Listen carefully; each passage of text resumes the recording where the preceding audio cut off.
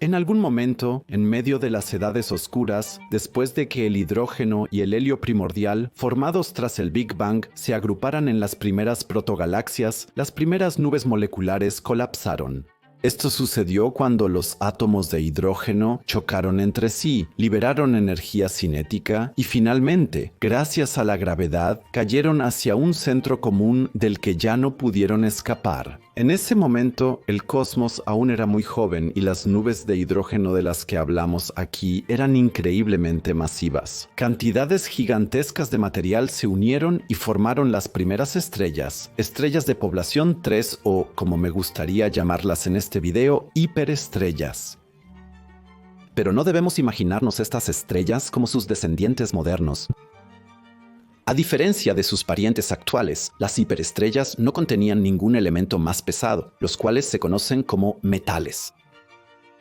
Esta característica les daba propiedades únicas y las convertía en un elemento clave para entender el desarrollo temprano de las estrellas y galaxias. Las hiperestrellas desempeñaron un papel crucial en el fin de la llamada Era Oscura del Universo, ya que actuaron como las primeras fuentes de luz.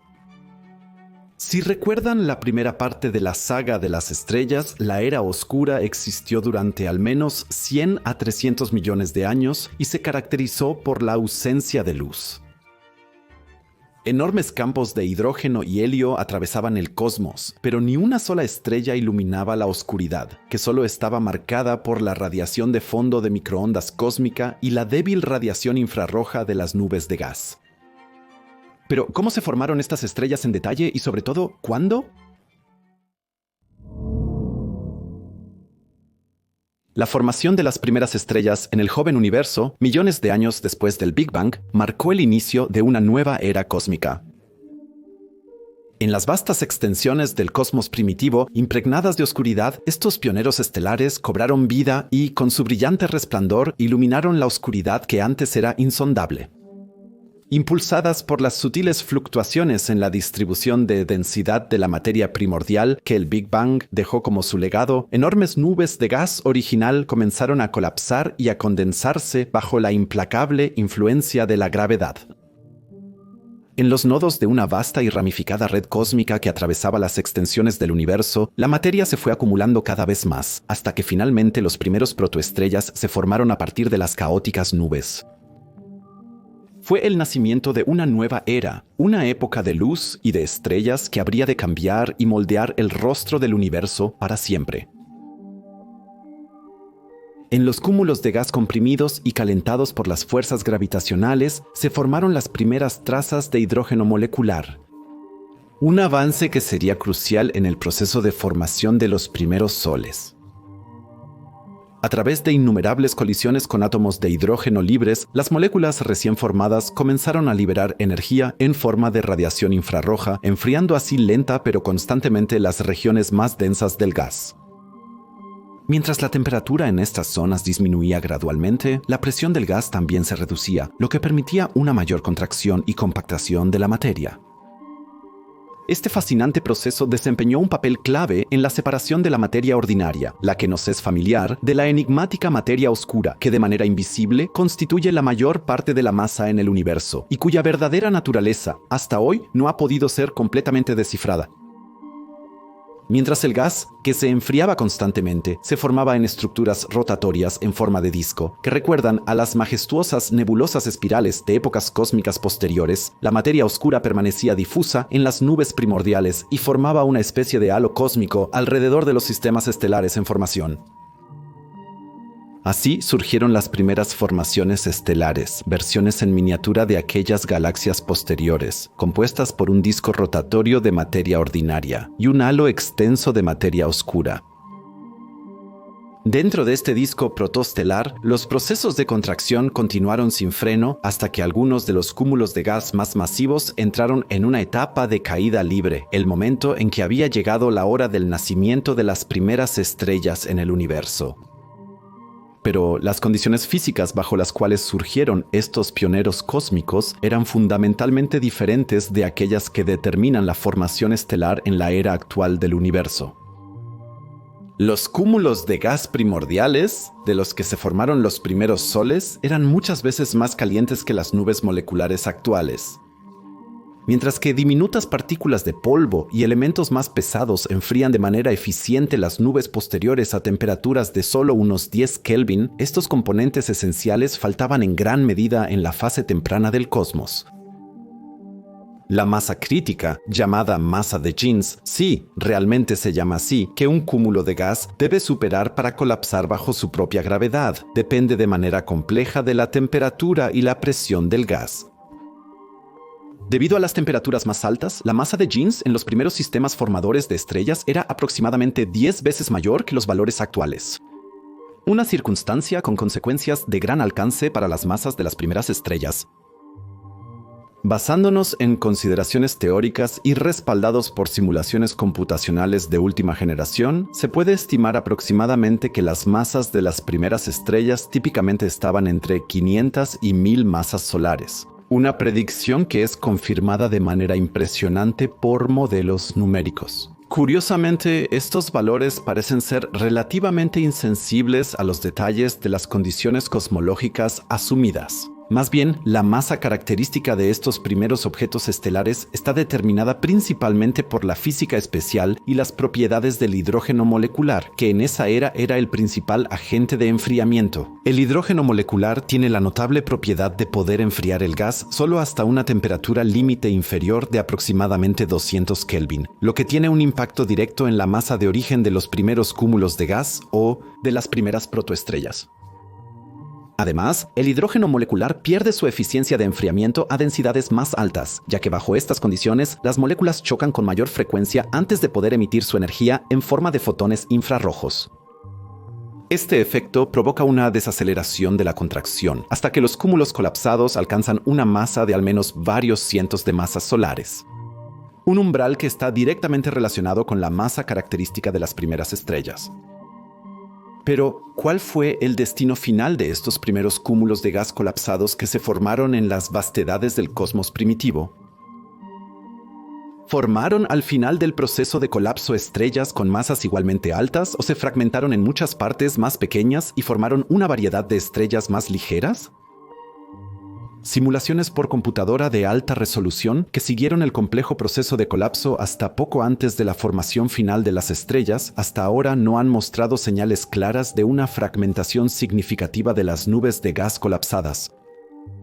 Este fascinante resultado está en concordancia con nuestro entendimiento actual de la formación estelar, en la que la fragmentación típicamente se limita a la formación de sistemas estelares dobles y múltiples gravitacionalmente ligados. En el caso específico de la primera generación de estrellas, la fragmentación parece aún menos probable, ya que el enfriamiento relativamente ineficiente por hidrógeno molecular mantiene la masa de Jeans en un nivel constantemente alto durante todo el proceso de colapso. Sin embargo, también se debe señalar que incluso las simulaciones más avanzadas actualmente no pueden predecir con total certeza el resultado final del colapso. El ser humano es una de las pocas especies del reino animal que puede caminar erguido. Pero a veces sienta bien sentarse.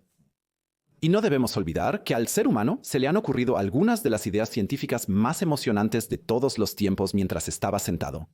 Las estimaciones detalladas de varios grupos de investigadores sobre las masas esperadas de las primeras estrellas difieren ligeramente entre sí, a pesar de los impresionantes avances en la modelización teórica, y todavía están sujetas a incertidumbres.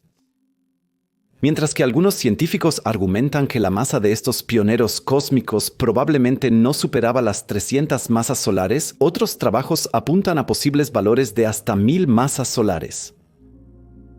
No obstante, las dos predicciones podrían acertar en distintos contextos.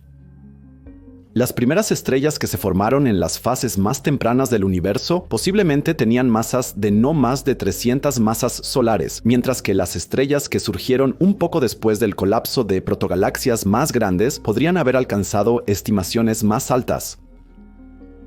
Sin embargo, las predicciones cuantitativas precisas se ven dificultadas por los complejos efectos de retroalimentación que pueden ocurrir durante la formación de estrellas masivas. Así, estos gigantes estelares producían o producen una radiación intensa y poderosas eyecciones de materia que posiblemente expulsan parte del gas circundante del cúmulo en colapso, influyendo así en la masa final de la estrella. Sin embargo, como estos efectos dependen mucho de la presencia de elementos más pesados en el gas, deberían ser menos importantes para las primeras estrellas. Por lo tanto, parece justificado concluir que los primeros soles en el universo eran típicamente mucho más masivos y luminosos que nuestro propio Sol, una diferencia fundamental con respecto a las poblaciones estelares de épocas cósmicas posteriores. Los fascinantes descubrimientos sobre la formación y las características de las primeras estrellas plantean al mismo tiempo nuevas preguntas y abren perspectivas emocionantes para futuras investigaciones. Por ejemplo, sigue sin aclararse cómo afectan las masas de las primeras estrellas a su vida útil y evolución, y qué consecuencias tiene esto para el enriquecimiento químico del universo primitivo. Modelos actuales sugieren que las estrellas con más de 200 masas solares explotan al final de su ciclo de vida en espectaculares supernovas de inestabilidad de pares y podrían producir enormes cantidades de elementos pesados. Una hipótesis fascinante que podría revolucionar nuestra comprensión de la evolución cósmica. Además, surge la pregunta de si existe un límite superior para las masas de las primeras estrellas y qué procesos físicos determinan estos límites máximos. Algunas consideraciones teóricas sugieren que las estrellas con más de 1000 masas solares se vuelven inestables y podrían dividirse en fragmentos más pequeños. Sin embargo, aún se necesitan más investigaciones para comprender completamente los detalles exactos de estos predecesores. Otro aspecto interesante se refiere a los posibles efectos de las primeras estrellas en la estructura a gran escala y el desarrollo del universo temprano. A través de su intensa radiación, estos pioneros estelares podrían haber contribuido significativamente a la reionización del medio intergaláctico. Un proceso épico que transformó el gas previamente neutro en el cosmos a un estado ionizado y que influyó de manera decisiva en la formación de generaciones posteriores de estrellas y galaxias. Además, los enormes flujos de materia de las primeras estrellas podrían haber cambiado de manera duradera la dinámica y la composición del gas que las rodeaba, dando forma así a la formación de nuevos sistemas estelares. Sin embargo, la naturaleza exacta y el alcance de esta compleja interacción entre las primeras estrellas y su entorno cósmico siguen siendo objeto de intensas investigaciones y prometen aportar nuevos y emocionantes descubrimientos en los próximos años. Por ejemplo, todavía no está claro si y en qué medida las primeras estrellas existían en sistemas múltiples y qué efectos podrían tener las interacciones gravitacionales en tales sistemas sobre la evolución estelar. Tampoco se comprenden completamente las condiciones exactas de formación de las primeras estrellas, ni el papel de los campos magnéticos y las turbulencias en las nubes de gas primordiales, lo que requiere investigaciones teóricas y numéricas más profundas. Las primeras estrellas que aparecieron en el escenario del universo hace miles de millones de años fueron los precursores de una nueva era cósmica y sentaron las bases para la diversidad química y la vitalidad que caracterizan nuestro cosmos actual. Su historia está inseparablemente ligada a la nuestra, ya que en los corazones de esos soles que hace mucho se extinguieron, se forjaron los elementos de los que también estamos hechos nosotros.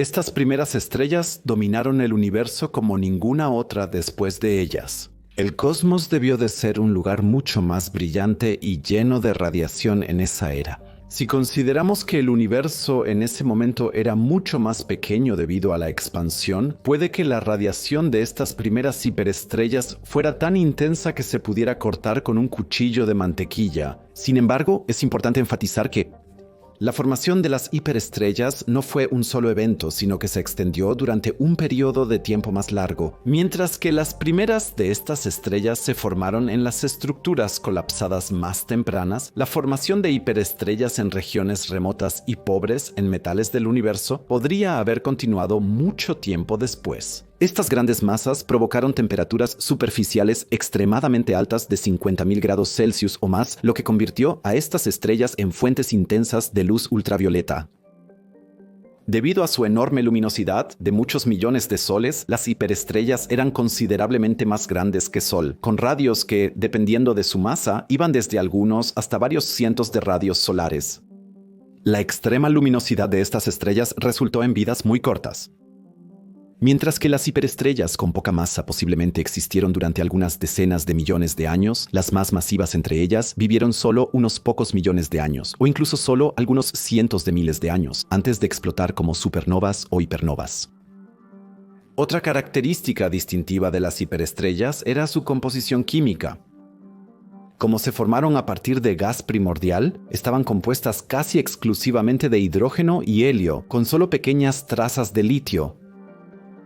Esta pobreza de metales tuvo profundas repercusiones en su estructura interna, su evolución y su luminosidad. Deben saber que los elementos más pesados en las estrellas tienen una especie de efecto de enfriamiento, ya que evitan que el hidrógeno se fusione más rápido. En otras palabras, los metales inhiben y ralentizan la fusión, permitiendo que las estrellas ricas en ellos vivan cientos de millones de años más que sus contrapartes pobres en metales, incluso con la misma masa. Pero en el caso de los hiperestrellas completamente sin metales, la falta de elementos más pesados llevó a una fusión nuclear extremadamente eficiente y a una luminosidad inconmensurablemente mayor. Pero, ¿cómo exactamente podemos imaginar que la ausencia de metales influye en la tasa de fusión nuclear? Bueno, por su ausencia sucedió lo siguiente. Mientras que las estrellas modernas utilizan el ciclo de carbono-nitrógeno-oxígeno para la fusión del hidrógeno, también llamado ciclo carbono-nitrógeno-oxígeno, las hiperestrellas, debido a la ausencia de estos elementos, al principio dependían del menos eficiente ciclo protón-protón. Este es un proceso fundamental de la fusión nuclear en las estrellas, donde los núcleos de hidrógeno, esencialmente protones, se fusionan para formar núcleos de helio. Estas particularidades llevaron a caminos de desarrollo únicos para las hiperestrellas. Dependiendo de su masa, terminaron ya sea como agujeros negros, estrellas de neutrones o como supernovas especialmente energéticas, llamadas supernovas de inestabilidad de pares. Sin embargo, esto solo ocurrió en las hiperestrellas más masivas.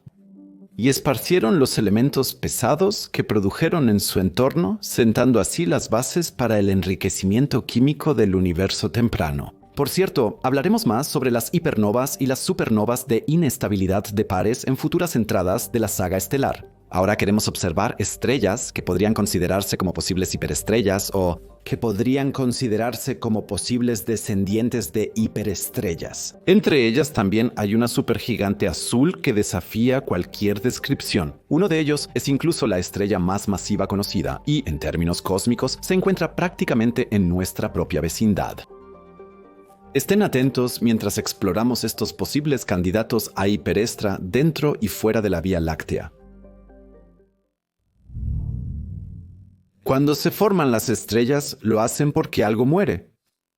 En todos los casos, es una nube de gas interestelar la que pierde su energía cinética y con ello su integridad. A lo largo de cientos de miles de millones de kilómetros, esta nube colapsa sobre sí misma y en su centro, comprimida por la gravedad de masas increíbles, forma una estrella. Uno de ellos es Eta Carinae, al que ahora vamos a dedicar nuestra atención. Eta Carinae es un fascinante sistema estelar en la constelación austral de Carinae que ha cautivado a los astrónomos durante siglos. Este extraordinario objeto celeste, que se encuentra a una distancia de aproximadamente 7.500 años luz de la Tierra, está compuesto por al menos 2 estrellas, cuya luminosidad combinada es más de 5 millones de veces mayor que la de nuestro Sol. La historia de observación de Eta Carinae es tan fascinante como la estrella misma y se extiende a lo largo de varios siglos. Los primeros registros confiables provienen del siglo XVII, cuando el astrónomo británico Edmundo Halley incluyó la estrella en sus catálogos en 1777.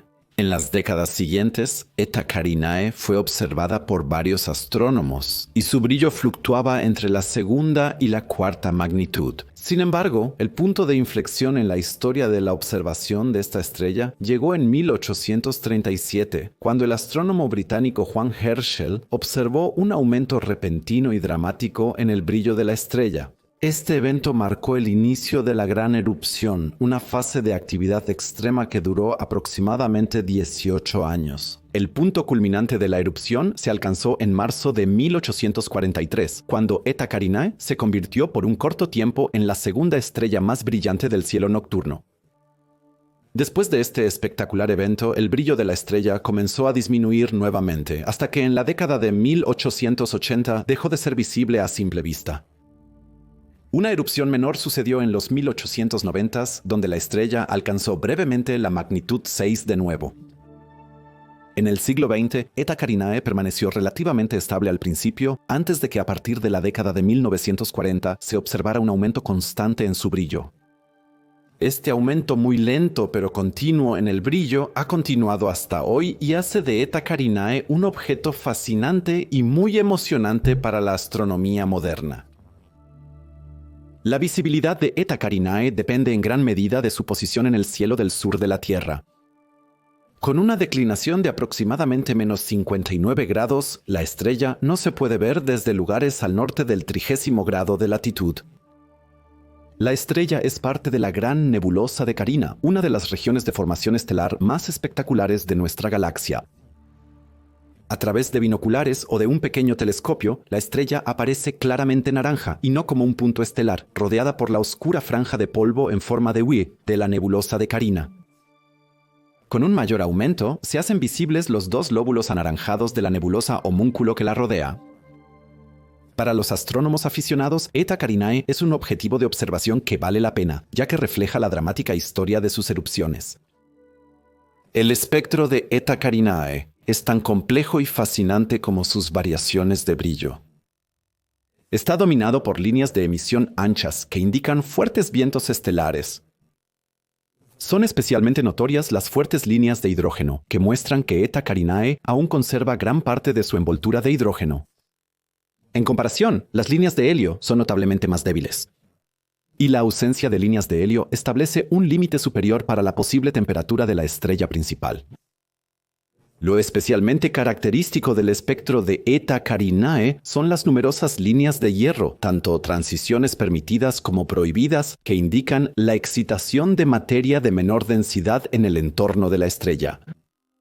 Las propiedades físicas de Eta Carinae son tan extremas como sus características observables. El sistema estelar está compuesto por al menos 2 estrellas que orbitan en una trayectoria altamente excéntrica con un periodo de 5,45 años. La estrella principal es un objeto extraordinario que presenta similitudes con las variables azules luminosas conocidas como LBVs. Se estima que su masa original era de 150 a 250 masas solares, de las cuales ya ha perdido al menos 30 masas solares debido a fuertes vientos estelares y erupciones. Con una luminosidad de más de 5 millones de veces la del Sol, Eta Carinae es una de las estrellas más luminosas conocidas en nuestra Vía Láctea. La temperatura superficial de la estrella principal es difícil de determinar, pero se estima que está entre 25.000 y 35.000 grados Celsius. En comparación, nuestro Sol tiene aproximadamente solo de 5.000 a 6.000 grados Celsius en su superficie. El radio de la estrella también es difícil de medir, ya que está rodeada por una densa envoltura de polvo, pero las estimaciones van desde 60 hasta más de 800 radios solares. La estrella acompañante también es una estrella caliente y masiva, probablemente del tipo espectral O, con una masa de 30 a 80 masas solares. La extrema pérdida de masa de la estrella principal, con una tasa de hasta 10 a la menos 3 masas solares por año durante las erupciones, ha llevado a la formación de la nebulosa homúnculo circundante. Esta nebulosa bipolar contiene aproximadamente 20 masas solares de material y se expande a velocidades de varios cientos de kilómetros por segundo. Al mismo tiempo, el entorno inmediato de esta estrella es tan fascinante como la estrella misma. El sistema está incrustado en el cúmulo estelar abierto Trampler 16, que a su vez forma parte de la asociación Carina OB1 más grande. Esta región es una de las zonas de formación estelar más activas de nuestra galaxia y alberga numerosas estrellas jóvenes y masivas. La nebulosa homúnculo que rodea a Eta Carinae es la característica más llamativa de los alrededores. Esta nebulosa bipolar, que se formó durante la gran erupción en el siglo XIX, tiene una estructura característica en forma de reloj de arena, con dos lóbulos claramente visibles. Cada lóbulo tiene un diámetro de aproximadamente 0.1 años luz, es decir, alrededor de casi 1 billón de kilómetros, y se expande a una velocidad de aproximadamente 600 kilómetros por segundo. La nebulosa está compuesta principalmente de hidrógeno, helio y nitrógeno, aunque también se han detectado elementos más pesados. La composición química de la nebulosa brinda pistas cruciales sobre su procesos nucleares en el interior de Eta Carinae. Fuera de la nebulosa homúnculo se encuentra una estructura más grande y antigua, conocida como la nebulosa homúnculo exterior o simplemente nebulosa exterior. Esta envoltura difusa se extiende por varios años luz y contiene material que fue expulsado en erupciones anteriores. La compleja estructura del entorno de Eta Carinae, con sus capas, filamentos y nudos, es testimonio de un pasado turbulento y ofrece a los astrónomos una ventana única para estudiar la evolución y dinámica de las estrellas masivas. Ahora seguramente se preguntan, ¿por qué Andrés eligió esta estrella? La pregunta de si Eta Carinae podría ser una estrella de población III, es decir, una hiperestrella, es fascinante pero sumamente improbable. Las estrellas de población III se definen como las primeras estrellas en el cosmos, que se formaron poco después del Big Bang a partir de gas primordial. Estas estrellas hipotéticas estaban compuestas únicamente, como ya se ha mencionado, de hidrógeno y helio, ya que elementos más pesados como nitrógeno, carbono u oxígeno aún no existían en ese momento. Eta Carinae, por otro lado, muestra en su espectro y en la composición de su nebulosa circundante claras señales de elementos más pesados, especialmente nitrógeno y hierro. Esto por sí solo descarta a la estrella como una estrella de población 3, por supuesto. Pero la composición química de Eta Carinae y su entorno proporciona pistas importantes sobre su formación y evolución. La estrella muestra un exceso de nitrógeno junto con una deficiencia de carbono y oxígeno. Esto indica que en el núcleo de la estrella han ocurrido procesos avanzados de fusión nuclear, en los que el carbono y el oxígeno se han transformado en nitrógeno. Tales procesos son característicos de estrellas masivas de la población 1, pero no de las hipotéticas estrellas de la población 1. 1, es decir, no de los hiperestrellas. Pero precisamente por sus propiedades extremas, elegí esta estrella para mostrarles lo extremos que debieron ser los primeros astros del universo. Eta Carinae ya es una estrella muy activa e increíblemente poderosa, que probablemente no existirá por mucho tiempo. Pero esa estrella que les voy a mostrar ahora los va a dejar sin palabras. Una estrella tan masiva que es una verdadera excepción en el cosmos. Queridos espectadores, acompáñenme al astro más masivo conocido del cosmos.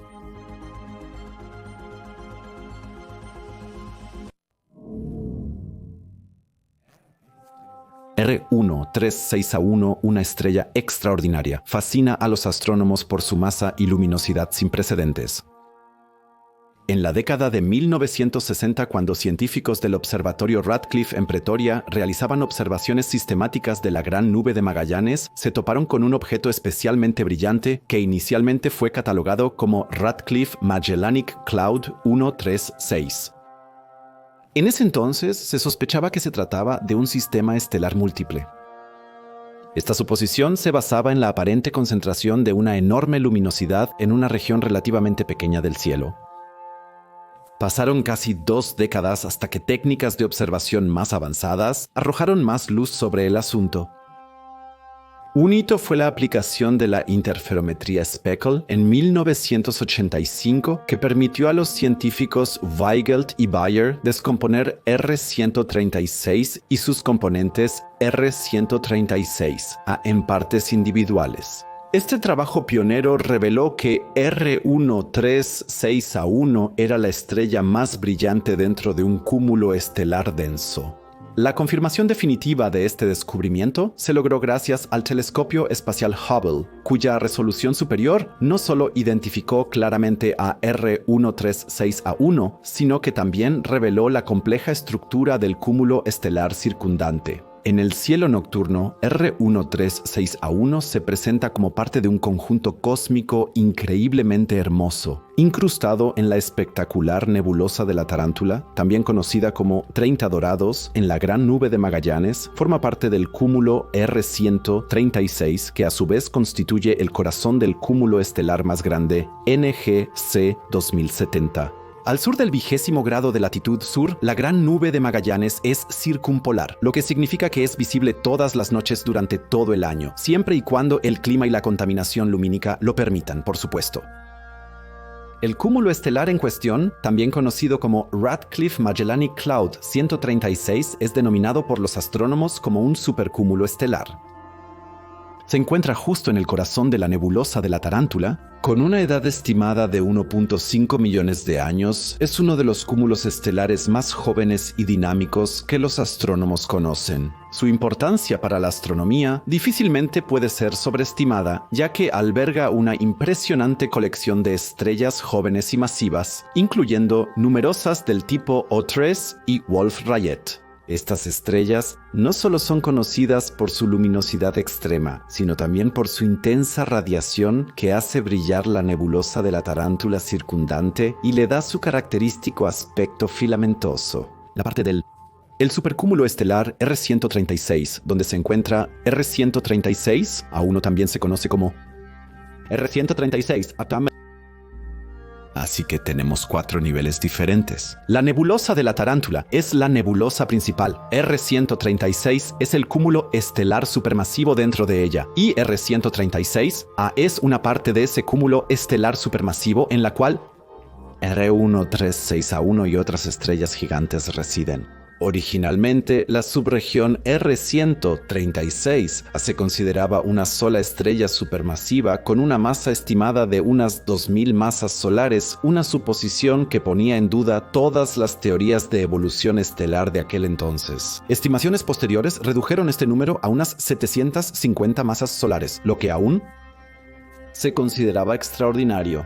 Solo gracias al uso de técnicas de observación avanzadas como la interferometría Speckle se logró revelar que R136A es lo que realmente es: un cúmulo extremadamente denso de varias estrellas masivas. Este descubrimiento fue confirmado de manera impresionante por imágenes del telescopio espacial Hubble y llevó a la identificación de componentes individuales como R1-336A1 y R1-336A2. Las propiedades físicas de R136 son tan notables como su historia de descubrimiento. Con una masa total de aproximadamente 90.000 masas solares, este supercúmulo estelar es uno de los cúmulos estelares más masivos conocidos en nuestra vecindad cósmica. Las estrellas en este supercúmulo cubren un amplio espectro de masas, destacando especialmente la gran cantidad de estrellas extremas y masivas de la clase espectral O3.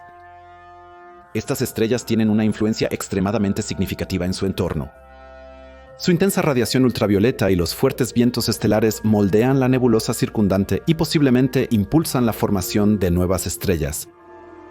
El estudio de R136 y la nebulosa de la Tarántula no solo ha ampliado nuestro conocimiento sobre la formación y evolución de estrellas masivas, sino que también ha planteado nuevas preguntas.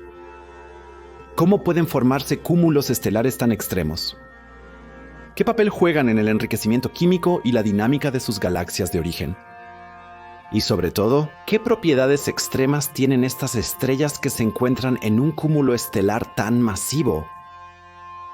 Las propiedades físicas de R136A1 literalmente superan todo lo que hasta ahora imaginábamos sobre las estrellas.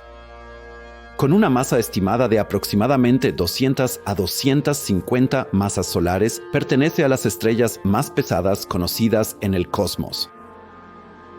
Esta gran luminosidad conlleva características extremas. Su luminosidad supera la de nuestro Sol por 4.7 millones de veces. Eso significa que R136A1 emite en solo 4 segundos más energía de la que el Sol emite en todo un año. Esta inimaginable producción de energía lo convierte en una de las estrellas más brillantes que se conocen.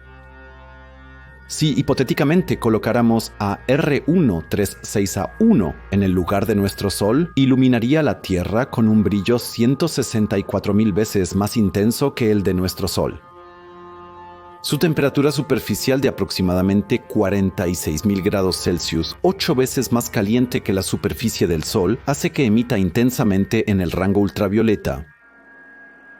A pesar de estos valores extremos, R136A1 es relativamente compacto, con un radio de aproximadamente 34 veces el del Sol.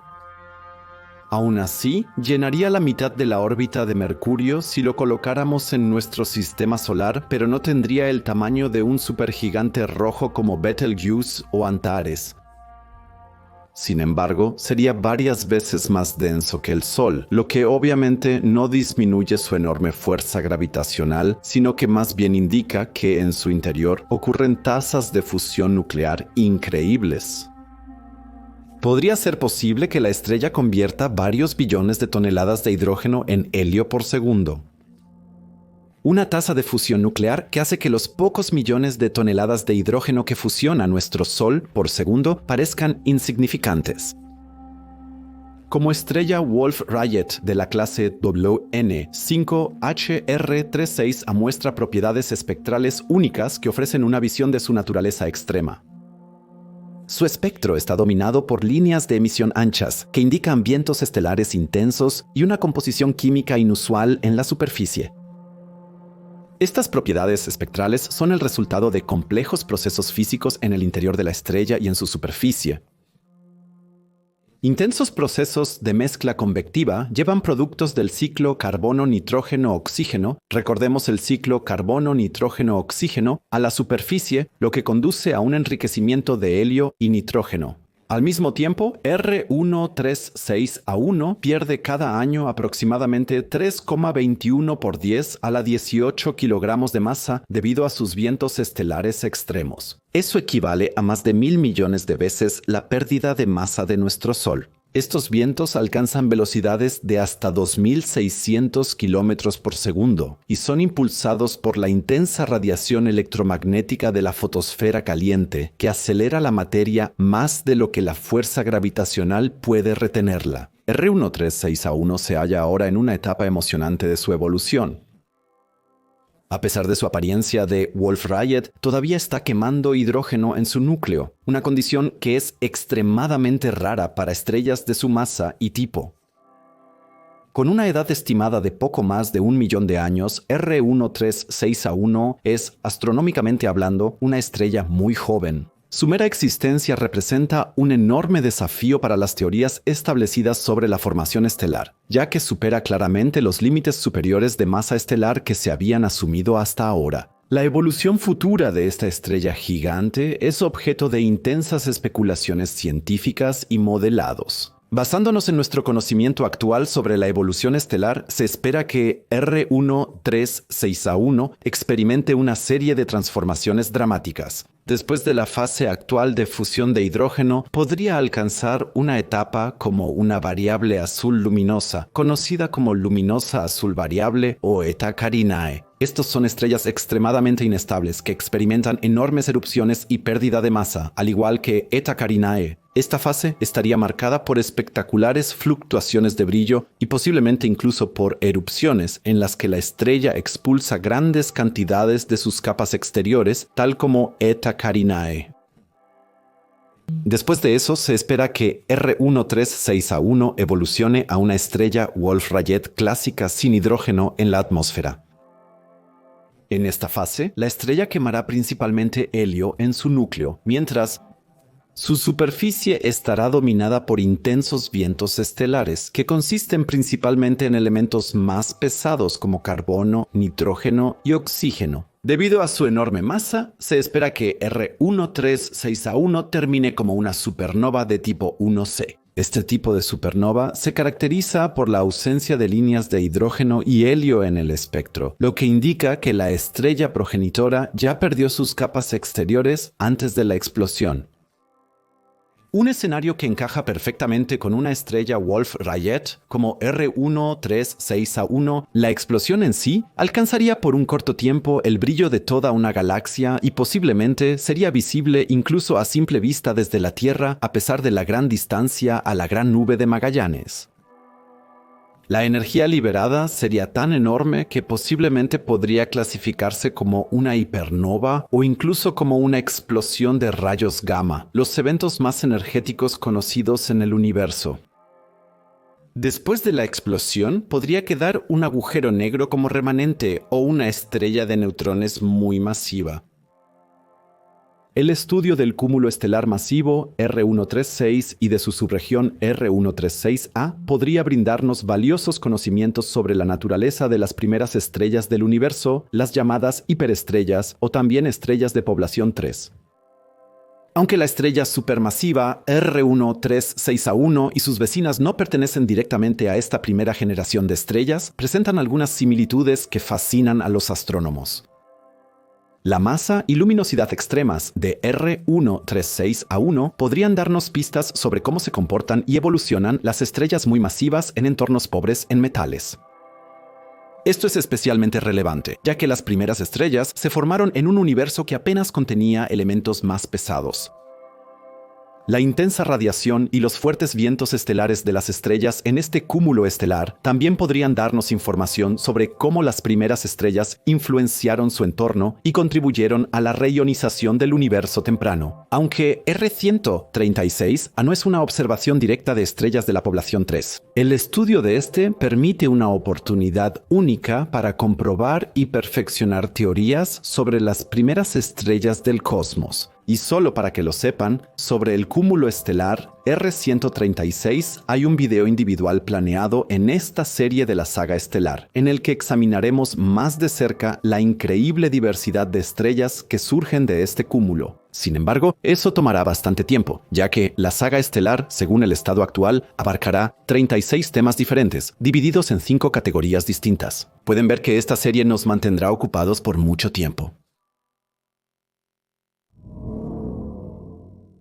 Los hiperestrellas, esos gigantes cósmicos de los primeros tiempos, marcan un fascinante punto de inflexión en la historia de nuestro cosmos. Formadas a partir de las nubes de gas primordiales que atravesaron el joven universo poco después del Big Bang, representaron una era de transición y transformación. Con su enorme masa y luminosidad, rompieron la oscuridad del crepúsculo cósmico y marcaron el final de las edades oscuras. Su nacimiento, un proceso de condensación gravitacional y enfriamiento molecular, desencadenó una reacción en cadena que cambiaría el rostro del cosmos para siempre. Estas primeras estrellas, libres de elementos más pesados, ardían con una intensidad que superaba todo lo que hoy podemos observar en el cielo nocturno. Su existencia breve pero intensa enriqueció el cosmos con los primeros elementos pesados y sentó así las bases para la evolución química de las galaxias. Los hiperestrellas no solo eran portadoras de luz, sino también alquimistas cósmicos que, en sus crisoles estelares, crearon los componentes básicos para futuras generaciones de estrellas y planetas. Su legado vive en cada átomo que es más pesado que el helio y cuenta la historia de un universo que evolucionó de un comienzo simple a la compleja realidad que observamos hoy en día. Estrellas como Eta Carinae o R136A1, verdaderos gigantes que desafían nuestra imaginación, no existen solo en nuestra Vía Láctea o en la Gran Nube de Magallanes, sino en todo el universo. Estas estrellas, que pueden alcanzar 100 veces la masa de nuestro Sol, son centrales cósmicas de una fuerza inimaginable. Viven rápido y mueren jóvenes, pero en su corta existencia influyen en su entorno de manera dramática y contribuyen de manera significativa al enriquecimiento químico de sus galaxias. Estos extremos, desde las estrellas más antiguas hasta las más masivas, nos muestran la asombrosa variedad de la existencia estelar y nos recuerdan que el universo está lleno de sorpresas y maravillas que esperan ser descubiertas. La increíble variedad de estrellas, desde las enanas rojas más pequeñas hasta los gigantescos hiperestrellas del universo temprano, es un testimonio de la creatividad y complejidad del cosmos. Estos extremos estelares juegan un papel crucial en la ecología cósmica y son esenciales para la formación de estrellas como nuestro Sol. Las estrellas masivas, aunque de vida corta, enriquecen el medio interestelar con elementos pesados que son necesarios para la formación de planetas y, en última instancia, para la vida misma. Por otro lado, las estrellas de menor masa y larga vida ofrecen estabilidad y la posibilidad de procesos evolutivos lentos. Nuestro Sol, una estrella de masa y luminosidad medias, es el producto de esta alquimia y equilibrio cósmicos. Encarna el punto medio dorado, la combinación perfecta de características que permite la vida, tal como la conocemos, en un planeta. En esta gran diversidad estelar quizá se refleje una verdad más profunda. El universo parece estar orientado a generar complejidad y diversidad. Desde los átomos de hidrógeno más simples hasta las estructuras más complejas de la vida, se muestra un patrón de creciente orden y organización. Quizás sea esta tendencia inherente a la creación de complejidad la que nos ha dado origen como observadores conscientes, seres cósmicos capaces de reflexionar sobre las estrellas y sus historias. Y como última palabra, el guión para la próxima y tercera parte de la saga estelar está casi listo. Echamos un vistazo a la impresionante diversidad de las estrellas utilizando el diagrama de Hertzsprung-Russell, sin el cual los astrónomos hoy en día no podrían trabajar. Vamos a ver cómo pasan su vida las estrellas y bajo qué condiciones mueren. Y además, planeo publicar una nueva parte de la saga estelar cada primer viernes de cada mes. Andrés de OX Cosmos, terminado y fuera.